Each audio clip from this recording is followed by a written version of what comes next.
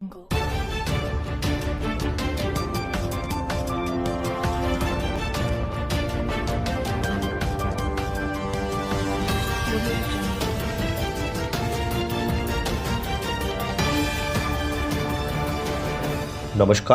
उज्जवल Bharat news में आपका स्वागत है। 2 साल पाकिस्तान की जेल में रहा ये अभिनेता अंतिम दिनों में हुआ पाई पाई को मोहताज। प्रधानमंत्री थे रिश्तेदार। हम बात कर रहे हैं शोले के ए.के. हंगल जी की।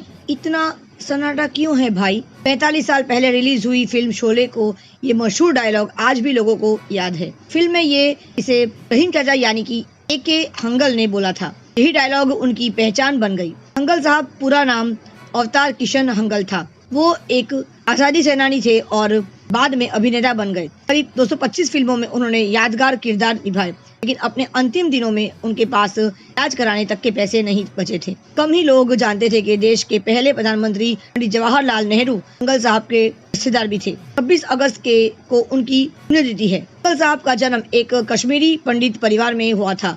उनका बचपन पाकिस्तान पेशावर में बीता। वहीं वो थिएटर किया करते थे। साल 1929 से लेकर 1947 तक हंगल साहब आज़ादी की लड़ाई लड़े।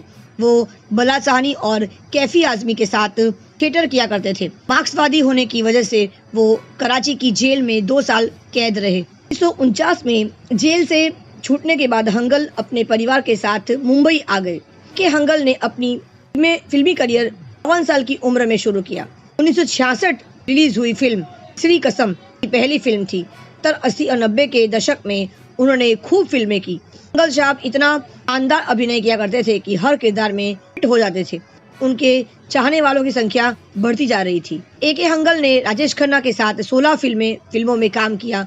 इसके अलावा वो हीर रांझा, नमक हराम, शौकीन, आईना, अर्जुन, आंधी, तपस्या, कोला कागज, बावर्ची, छुपा रुस्तम, बालिका वधू, गुड्डी, नरम गरम जैसी अनेक फिल्मों में वो नजर आए। हर फिल्म में उनके काम की तारीफ हुई है। साल 2006 में सिनेमा में योगदान के लिए उन्हें पद्म भूषण से नवाजा गया। पंडित नेहरू की पत्नी कमला नेहरू हंगल साहब की मां की रिश्ते में बहन थी। ए.के. हंगल को अपने अंतिम दिनों में एक छोटे से कमरे में जिंदगी गुजारनी पड़ी। वो 95 साल की उम्र में अपने बेटे के साथ खंडहर जैसे घर में रह रहे थे। एक वक्त पर हंगल साहब की हालत इतनी खराब हो गई थी कि उनके पास दवाइयों और मेडिकल बिल भरने के तक के पैसे नहीं थे। हालांकि बाद में कई लोगों ने उनकी मदद की। ए.के. हंगल एक बार अपने घर में ही बाथरूम में फिसल कर गिर गए, जिसके बाद उनकी जांघ की हड्डी टूट गई और पीठ में भी चोट आई। इसके बाद उन्हें अस्पताल ले जाया गया सर्जरी के लिए, लेकिन छाती और सांस लेने में तकलीफ के चलते सर्जरी नहीं की जा सकती। हालत और बदतर होती चली गई और फिर हंगल साहब को लाइफ सपोर्ट सिस्टम पर रखा गया। धीरे धीरे उनके फेफड़े में भी काम करना बंद कर दिया और फिर एक दिन को वो इस दुनिया से चल बसे। ये इतना सन्नाटा क्यों है भाई? आज दीपक वर्मा का घर नीलाम हो गया। उसके बच्चे अनाथ हो गए, घर से बेघर हो गए। उसके जिम्मेदार तुम हो टकराल, तुम। मैं कैसे? आखिर पता लग ही गया ना कि दीपक वर्मा बेकसूर था।